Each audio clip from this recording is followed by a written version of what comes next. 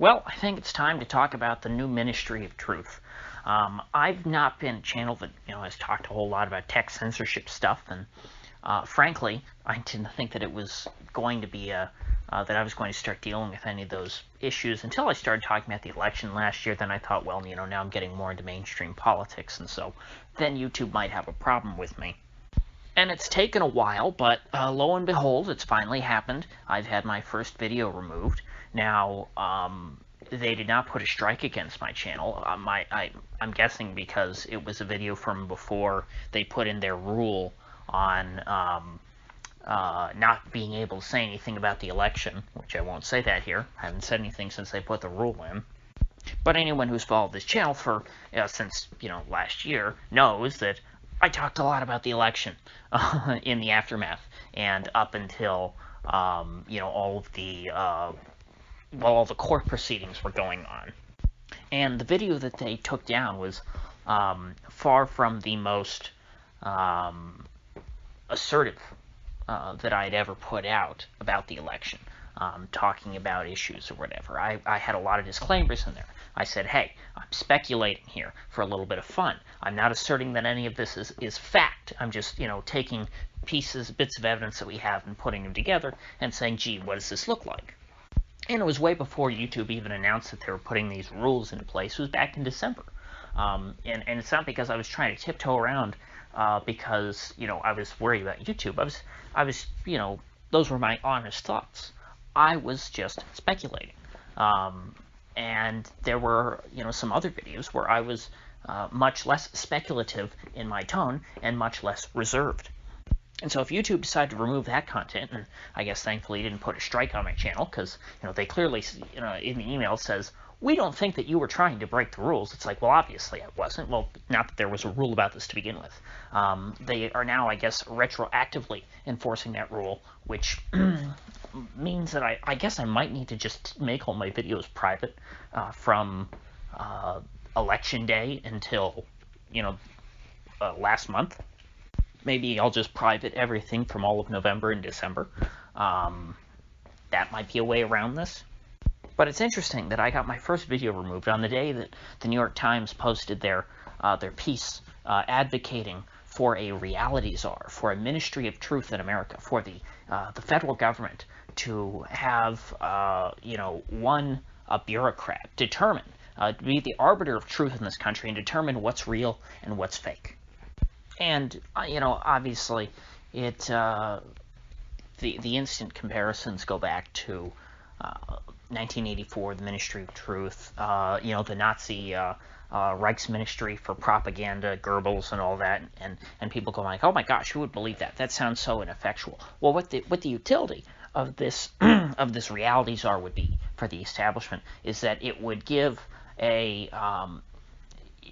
veneer of officiality to tech censorship, because all the administration would have to do is just label anything that goes against the government narrative as fake news, say that this isn't a part of reality, the reality czar dictates as such, and ordinary people could shrug their shoulders and say, the reality czar is just a propagandist, what do I care what he says? Well, all of the social media platforms, all of the tech platforms will take that as gospel and say, okay, this is fake, we have to censor anyone who goes against the reality czar. And so even if they aren't compelled to do so by law, even if, people are protected by the First Amendment, and theoretically, a lot of these companies could still allow people to say things that the reality czar says is fake. We know that the tech companies are, in the U.S. and in other countries, very closely aligned with the governments. The political and corporate establishment are, a single entity. They are, a single class. I kind of like Jason Vermes' term that he uses for these people. He calls them the predator class. And of course, as George Carlin put it, and as I've reiterated many times, it's a big club and you're not in it. And so what the reality czar will be, in effect, is a centralized Politburo for tech censorship.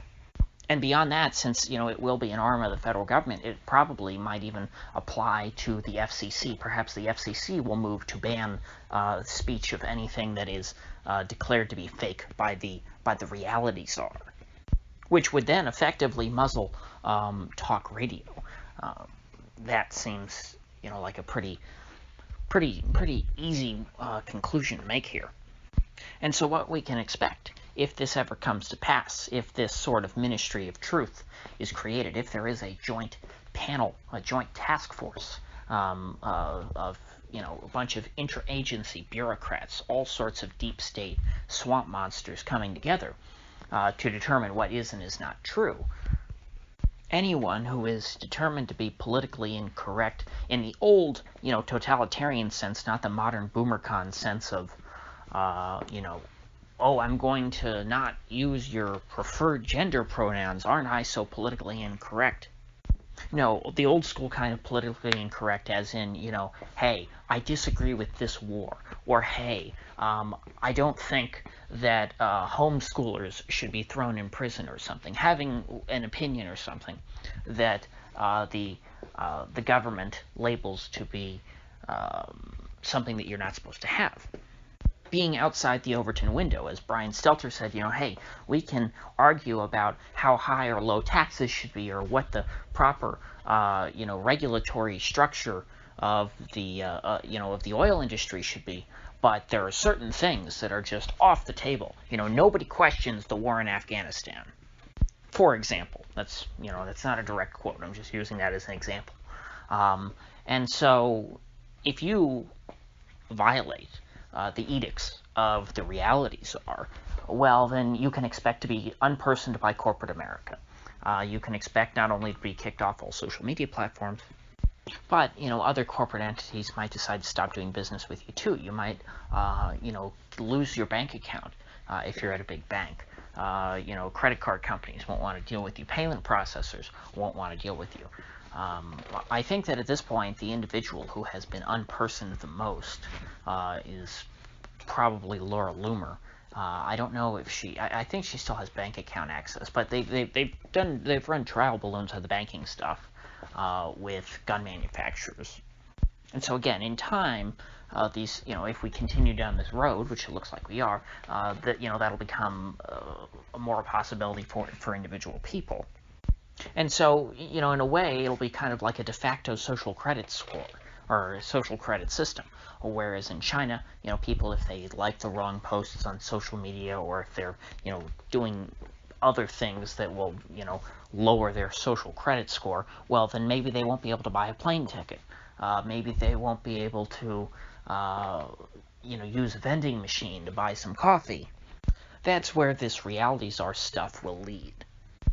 If you have a nice, corporate job in a cubicle, which probably isn't that nice, but at least it pays, and, you're able to feed your family, if they catch wind of you spouting misinformation that has been determined to be fake news by the realities are, they might not want to be associated with you anymore because, you make their company look bad. You're associated with harmful disinformation.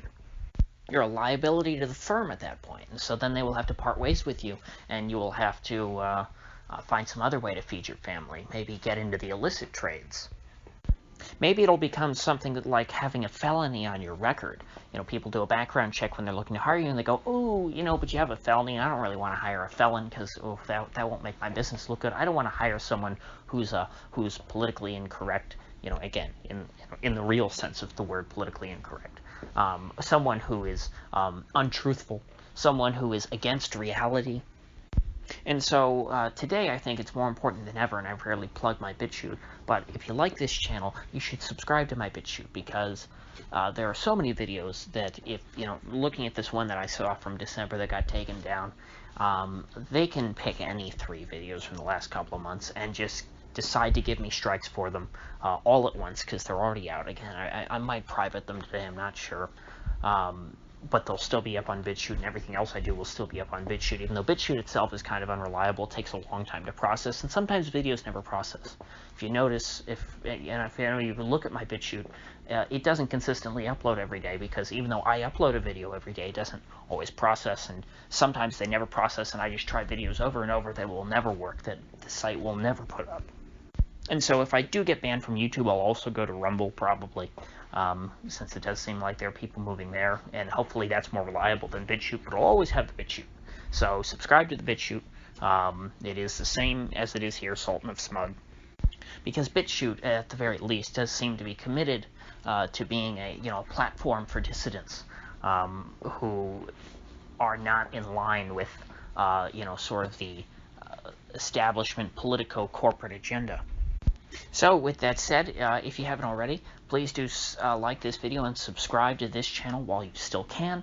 I will try and keep everybody updated. If I get a couple of strikes and it's almost the end time and I have a little bit of warning before the third one, if they don't just give them to me all at once and the channel gets taken down, I will try and put out a video warning that, saying, hey to everyone, now's the time, abandon ship, I'm done here. But for now, I have 0 strikes, never gotten a strike. This is the first video I've ever had taken down for any reason.